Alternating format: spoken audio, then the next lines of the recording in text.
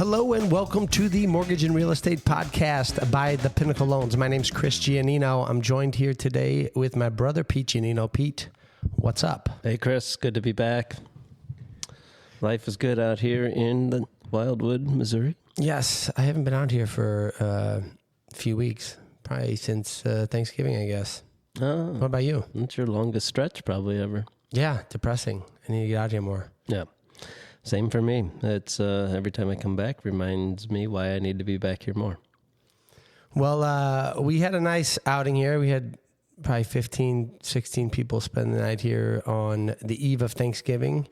And I don't know, we usually have some family events out here. We have some property out here in Wildwood and try and figure out different things to use it for the family. But we're back out here, and rifle season just ended. I think Uncle Tony got a couple, and I don't know who else, but I have not had a chance to hunt out here this season at all. Well, I think soccer's kept us pretty busy. yeah, you know me. I don't do a lot of hunting. Just try to Gatherer. More of a gatherer. I mostly wrestle with the animals. Yeah, it seems like it's how you were raised. tamer way to go. Yeah, I don't know if this is actually recording right now or not. This is brand new podcast equipment, and I'm hoping it's more like podcast equipment for dummies, like plug and play stuff. And I think it is, but it was recommended by the boys over at the Soccer Dad Pod. Oh, and they have a good thing going over there. We were recently guest on their show. And if you haven't checked that out, check it out. It's an amazing podcast, and it's not just for kids who are it's not just for parents of kids that play soccer, but anybody who plays, anybody who has kids that play any type of youth sports. It's filled with unbelievable information, and any level that your kids are playing, I would check it out. It's the Soccer Dad Pod. yeah, and it's not just for dads either. Well, that's true. Maybe they should revisit the name, but they, in fact, are soccer dads. That's true. They did expand it a little bit to the Soccer Mom Pod on Sunday, Soccer Mom Sunday. Keeping it separate, though? It is separate, but but no, it's still the same podcast. So Separate but the same. I like it. yeah, that's Well, they did. my theme They lately. do a nice job. That was a great experience being with them. Certainly learned a lot. We've done 10 or so podcast episodes, learning as we go. But those guys have done 100 or more than 100 episodes for sure, and they do a nice job. And in addition to the emphasis on soccer, they certainly touch on a lot of St. Louis history, and that's really fun to delve into with those guys. Yeah, and there's a lot of it. They got a nice rivalry with their friends over at Kansas as well regarding United States soccer, and I don't know. It's not much of an argument there. I feel it's pretty clear cut. Right. But We won't get into that. No. And enough about them. More about us. yeah, so I don't know, the state of real estate. We could jump into that a little bit. It's we're going into the winter, but here's what I've noticed about real estate. People always say, "Are you busy?" or "How's business going?" And to me, it seems like we're always busy. You're either busy with business or you're busy capturing business. But either way, you're busy. It seems like. I mean, we're going into winter right now, so I don't know. It's just different people are looking for homes at different times. It's certainly not going to be like spring or summer, but there's always opportunities, and people always have a reason to move. Rates have dropped over the past couple of weeks as well, almost a full percentage point. So that's very encouraging, and it changes your payment significantly. Yeah. So definitely a consideration. Yeah, it's not a gloomy time in real estate, really. There are people that say that the market is terrible, or the production is slow, but really, I think there's been a lot of people holding tight, but they're still very aware of what's going on. They're still watching it very closely. a lot of people that we've worked with, or who have at least considered a purchase in the last year, I know for a fact they're still looking. They're still really aware of what's going on. What about multiple offer situations? Are you seeing much of that? Yeah, still an issue for sure, because there's still those people looking. They recognize the little improvement in rates and I guess the reduced inventory. So if you're still looking for a home, there's still a competitive situation out there. Yeah, I see both sides of it. There's certainly homes that are sitting a little bit longer. If it's basically an emphasized version of what it has been. If it's the right house, you're still going to get multiple offers on it, and you have to make a very strong, attractive offer. If it's if it's one block in the wrong direction, it might sit. It's a shifting slightly, but at the same time, think about all of the people that when we had 30 offers on houses and 29 of them did not win the contract. Well, those are still home buyers. They're still looking for properties. Correct. So whether they put it on hold or not, they're still home buyers. They might buy next spring. They might buy this winter. But I wouldn't just put the brakes on looking. That's what I'm saying. Sometimes people say they want to put the brakes on looking. There's not much to it. It's online. You get alerted when a new listing comes up. There's no reason to say I'm going to stop, because if you do find the right place, you have to recognize that it's very likely to be reduced competition during the winter.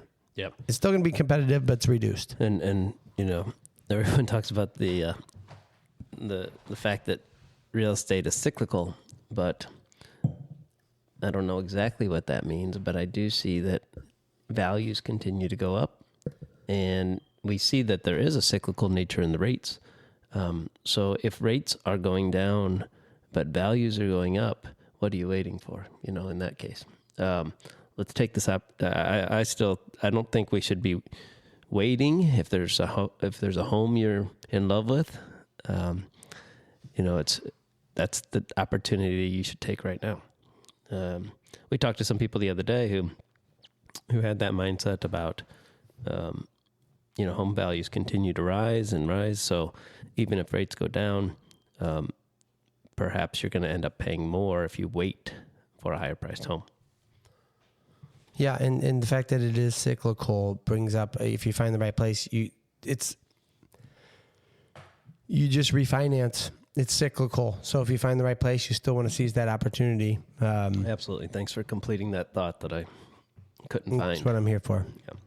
But it is. I mean, and I also know the other cyclical part of it is if you're in the real estate industry. If you're in the real estate industry, the income that you're going to produce is cyclical. I mean, there's ebbs and flows. So they say make hay while the sun shines. It is shining today. It's very sunny. It's in my eyes. I can barely see. We do the show from here because it's a real estate show, and this is our personal favorite piece of real estate. And we are inspired then to have the good fortune of inviting and being joined by a guest today who also is familiar with the area. In fact, lives nearby, works nearby, and a very accomplished and impressive real estate agent. Her name is Ashley Dailey. Ashley, welcome to the show. Wow, a round of applause. Thank you. This was a hard ticket to get. Yeah, that was the first time I got to use that button, so it was very exciting and fun. So I might try a couple of these others out, so don't... just roll with the punches today, folks. It would be a miracle if this is actually recording. The practice round. Yeah. No, but thanks for coming out. Appreciate it. Thank you for having me. Pete had said, you lived in the area and or just got done with your workout. Figured you'd swing by and check out the property. Yeah. So thanks for coming by. And then we put a microphone in your face and say, hey, why don't you try this out? So hey, that's all right. That's all right. I'm down with it. So, and it's a beautiful piece of property. So I got to see that too. Awesome. Thanks for the plug. Yeah. Well, Ashley, tell us a little bit about yourself. Where are you employed, and how are you spending your time in that endeavor? So I am with the brokerage Coldwell Banker Premier. We have 3 offices throughout the St. Louis area, and then I'm on a team there, the Kahn and Busk Real Estate Partners. We primarily focus our efforts in Eureka. However, I do most of the buyers agency for them, so I'm really in West County. A lot of the buyers are sellers that they've gotten, and they're looking to either get out of Eureka, stay in Eureka, or go into like Wildwood, Chesterfield areas. And then I, of course, have my own sphere of influence that I work with as well, and that's primarily been in West County. So familiar with the area. Excellent. Kahn and Busk. That's what's the size of that team? There's only 3 of us. 3 of you? Yeah. Okay. Yeah. They started the team over 10 years ago, and they just grew really heavily within the Eureka market based off of social media.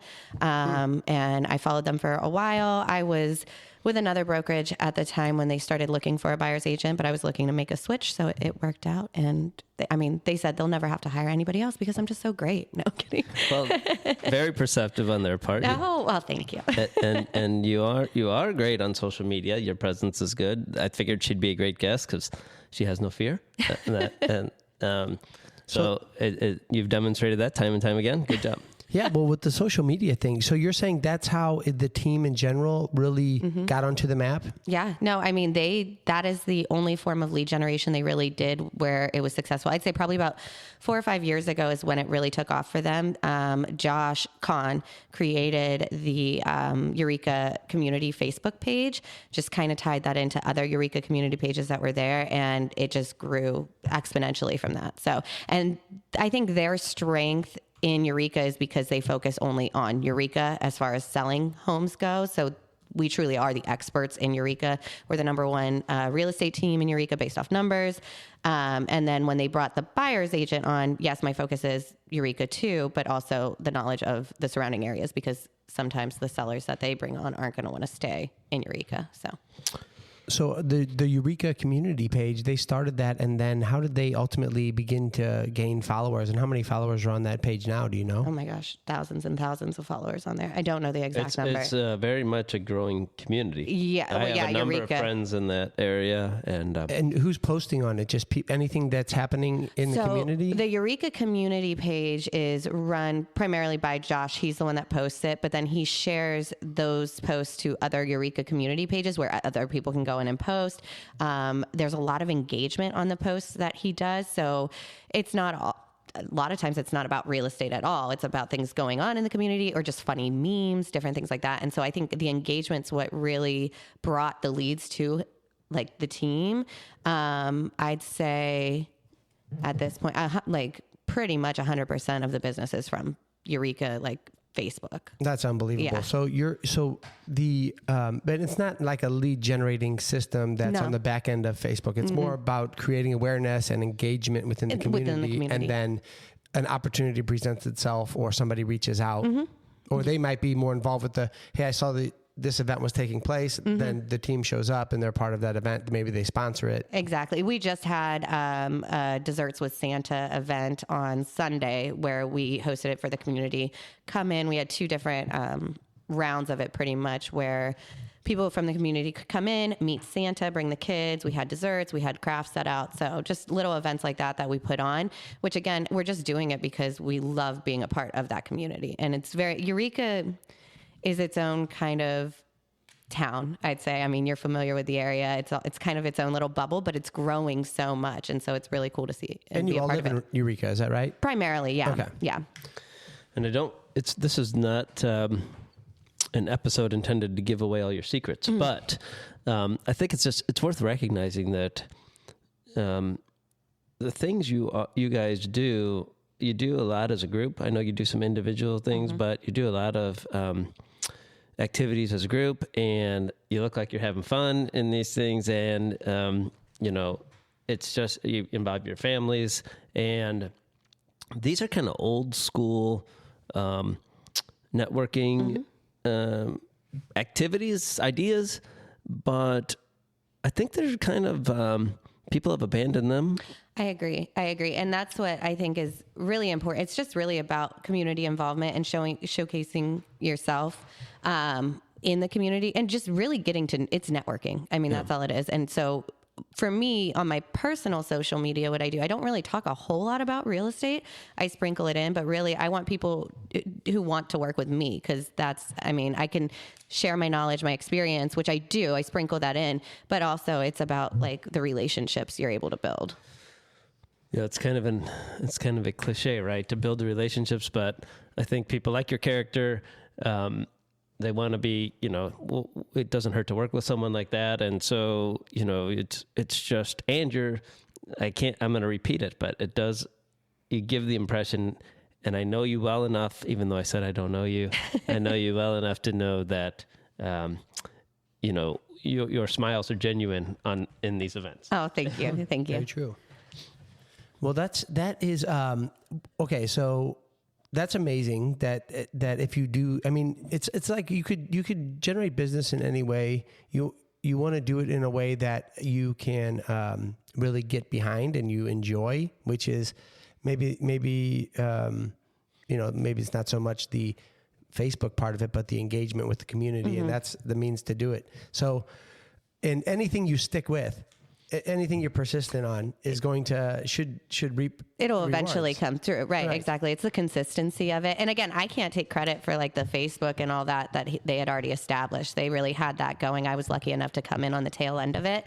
However, that was always kind of my MO with my own, like when I was a solo agent, lead generation is really just putting it out there. Hey, I'm in real estate, but I really wanted people who I wanted to be involved in the community. I wanted people who wanted to work with me. And sometimes my personality might not be a match for some people, and that's okay too, because then it's probably not a good working relationship. But I'd like to think I'm easy to work with. So. No comment. Yeah. No, she's great. Yeah, no. And also so what are you seeing right now? When you're working with buyers, Pete and I alluded to some different, I guess marketing, or I'm sorry, just the way that the demand is, let's put it like that, for the current market, and it changes every season a little bit. But are you seeing the same thing we had discussed as far as multiple offers on properties, or in certain houses just sitting, or how long is it taking you to find, on average, your clients a home? And when you do so, how many different offers do you end up putting in, do you think? I think that question, it's difficult to answer, just because I agree with what you guys said about the market being cyclical, and some houses are getting that multiple offer situation. I don't think it's near, even with the multiple offers, I don't think it's as crazy as where you were seeing like 25 plus offers on one property and it going for 50 to 100K over, unless it's just poorly priced. But then there's also the houses that are sitting a little bit longer. I'd say what I've seen, especially in like the Eureka, Wildwood, Chesterfield markets, is anything that's pretty much 450 or over, if it's priced appropriately, and if it basically in that price range, it's sitting for a little bit longer. You can get through like a weekend or two with it still on the market, and you're not having to go against 5 other offers. Now, that being said, if it's a gem that hits the market and it's like in a certain area location, like you said, it could be a block over, it's going to sit. If it's in like a location where everybody wants to be at, then there's probably going to be multiple offers. I think it's still very much a seller's market. And that just goes for simple supply and demand. There's still an inventory shortage. I think the inventory shortage is going to be around for a while. And similar to what you guys said, yeah, buyers might be backed out of the market a little bit right now, just waiting on the sidelines to see what happens because of rates. However, as soon as those rates start to drop, as they already are, you're going to have an influx of buyers hitting the market again, which is very similar to what happened in 2020, 2021, where it was just way too many buyers for what the inventory was. So I think early next year, and again, no one has a crystal ball, but just based off projections and what I've heard, I think you're going to see an influx of buyers hit the market again, and you're going to have those multiple offer situations going extremely over ask, and then the home values are continuing to rise. And so we're just going to, it's just the prices are just going to continue to drive up. So, and then as far as buyers I'm working with right now, how long does it really take from start to finish? It just depends on the buyers. Right. How serious are they? Do they need to be out of their location and into another house within a certain time frame? Or is it something where they can kind of sit back and wait for their dream home to pop up? I'd say, I mean, I have buyers that I work with and I show them 2 homes and they're ready to go and pull the trigger. I have other ones that we've seen a couple and they're kind of like, okay, I'm going to wait and see what happens. So right. depends. Some are going to be more aggressive than others, I would say. Yeah, obviously. exactly. It just depends on the buyer. What about as far as one last question on that, but what about as far as like an appraisal, removing an appraisal rider? Is that 90% of the deals, the offers that you're putting in, or No. like 50 or 5? 5 if that. It depends, right? Like you have to know the buyer, you have to know the client. What are they looking for? What are they getting into? I personally always recommend my buyers, if they are like, do not do it. I don't like my buyers waiving the appraisal rider, in my opinion, even if we're like so sure of it, because nothing's certain. And if we're sure of the offer and we're sure it's going to appraise, an appraisal rider shouldn't waive it. However, I have had clients that have done it where it's a very extreme, like it's an extremely competitive offer. It's a house we're going against 6+ other offers and they really want it and they know the risks of waiving the appraisal rider, then they'll waive it. So I'd say maybe 5%. Yeah, I got it. You're not necessarily going to talk them out of it, but you're going to make them aware of the risks. Yeah. I tend to tell them like, hey, it's completely up to you, but here's the risks. If it were me, I wouldn't waive it personally. I always say that, but I'm not a risk taker when it comes to stuff like that. So, It's interesting when this is not what I planned to talk about, but since you brought it up, in a recent closing, I noticed, even though you see it in every closing, there's a document that basically says the appraisal you received is no guarantee of value. And so, that appraisal, whenever it was conducted, might be one guy's opinion of value and might be obsolete 2 weeks later at closing. So, I mean, and it's and a lot of changes are taking place with appraisals now with the AVMs. Yep.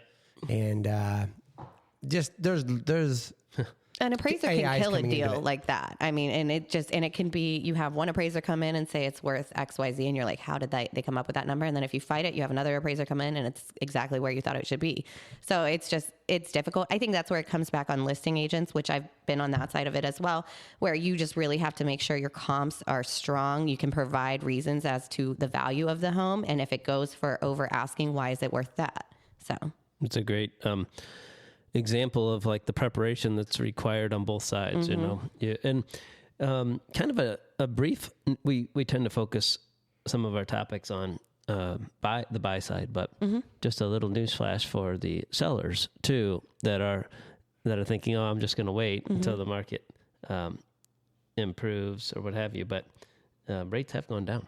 So this could be a good time, to list. I know it feels strange. It's December, but I think it's honestly a great time to list right now, actually, because there's less competition. A lot of people wait for spring, especially with people with kids, school districts, things like that. But people wait for spring, and then you have a bunch of sellers hitting the market. Now, granted, you're going to have probably more buyers come out too, but right now there's like no inventory. So why box up all those Christmas decorations and put them back downstairs? Right, exactly. Just put them on the truck. Yeah, get the movers to take it and let's go. Call it a day. Let's go. And isn't that a great Christmas present? Buy yourself a house, sell a house. I mean, whatever. No question about it. Yeah, sorry, we can't make it this year. We just moved. We have a lot of work to do with the house. Perfect excuse if you want to get out of like going to dinner with your in-laws or something. Hey, Mike, that wasn't for you. No, I love my in-laws. just saying. It's for other people's in-laws. Yeah, it's for other people. I think I do. I don't want to be, all about you at this point, but I mean, what the hell, you're here. So we'll talk about you for a second. Done a great job of developing a reputation and a name for yourself in this community, and you're not even from here. Yeah. And that's no small feat in this town. So I've heard. We Chris and I, and people we associate with other than you, tend to pride ourselves with our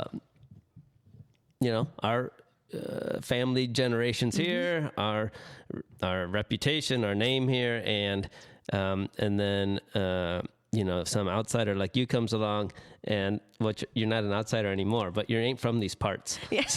So tell us a little bit about your background and how you ended up here in God's country. As you should call it, right? Of course.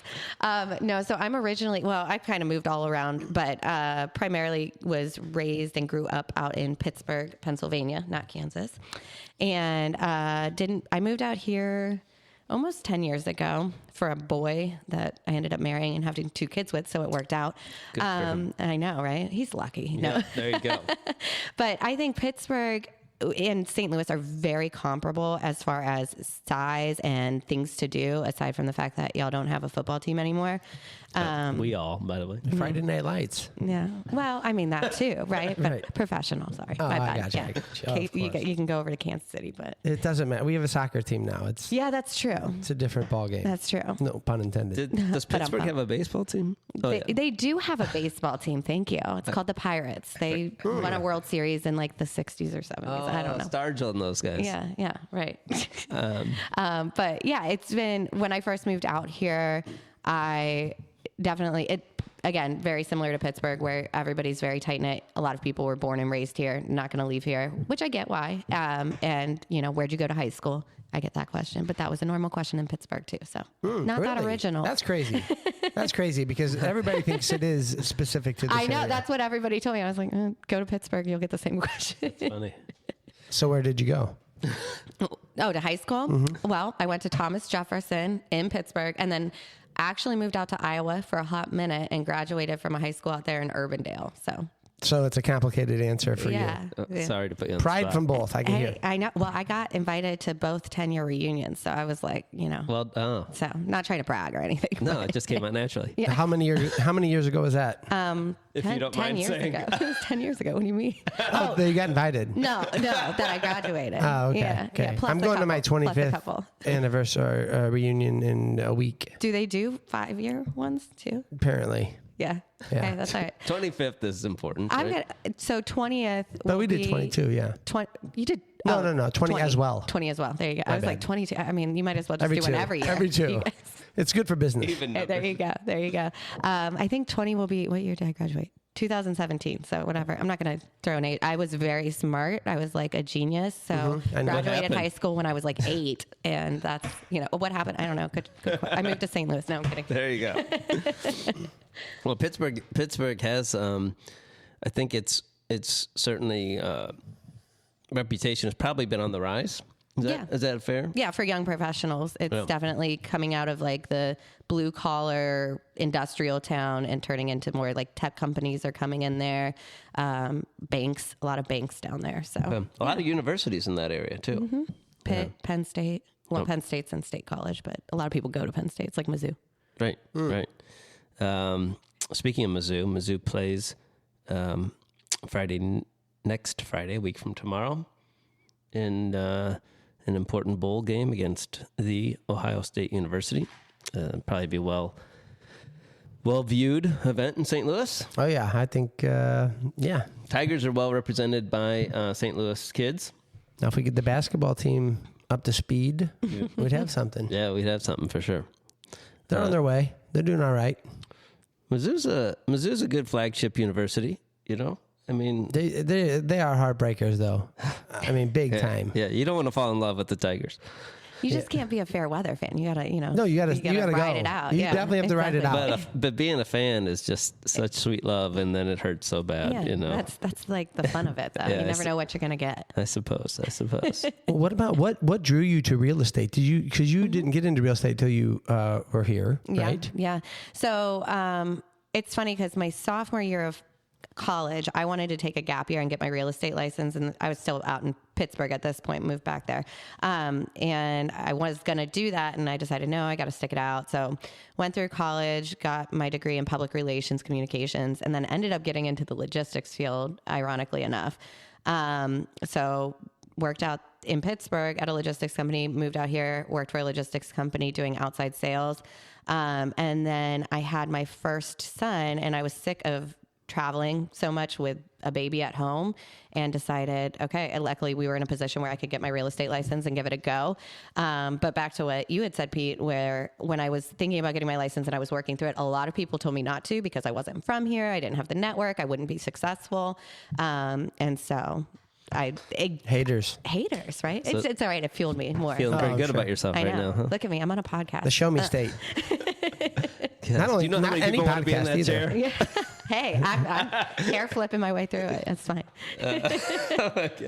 Well, that's awesome, and you've had incredible success. It sounds like you ended up on a great team with great people that have similar views as you. Yeah. It sounds like they want to keep you on the team for the rest of eternity. So that's always a good sign with job security. Yeah. And what is your, like, what do you pride yourself on when you're working with clients? Like, what is your main?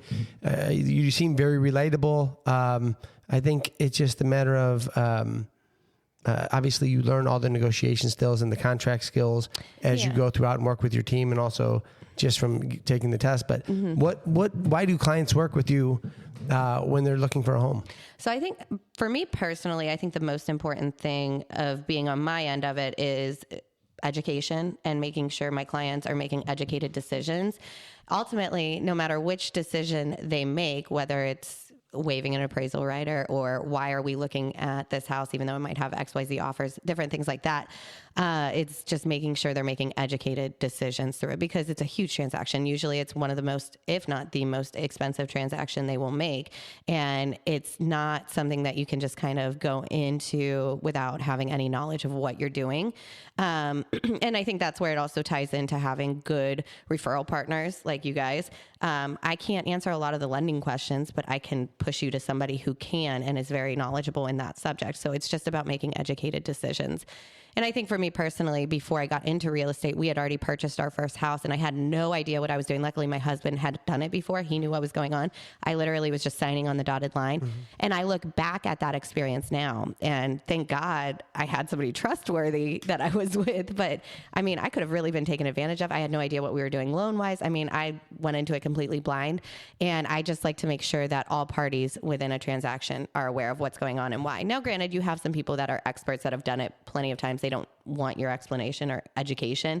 And at that point, you kind of realize that, but it's just about making sure people are aware of what they're getting into.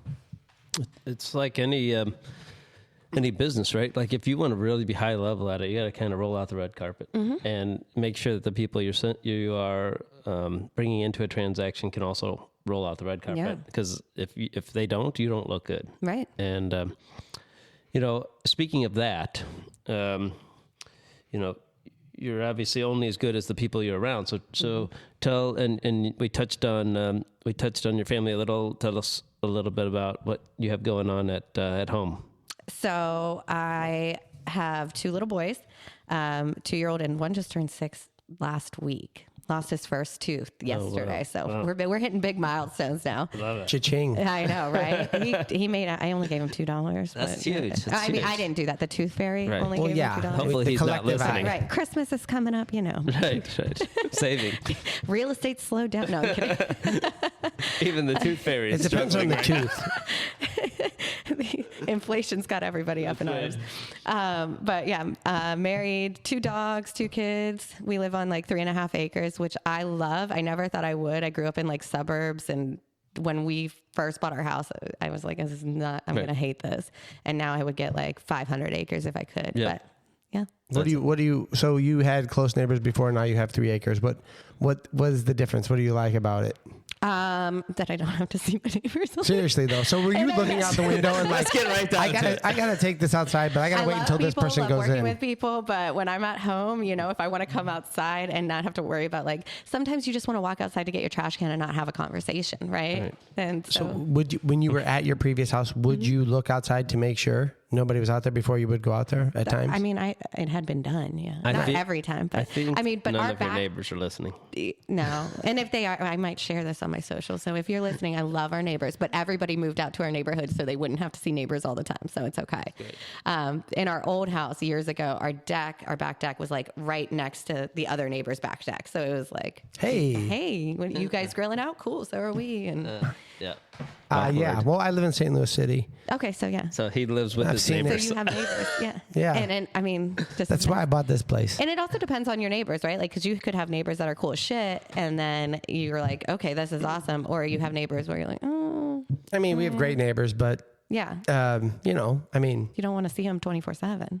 I mean, It's impossible at your house. it's, You walk You're out and gonna you see see 'em. neighbors. I mean, it's They basically very share a close-knit. walkway.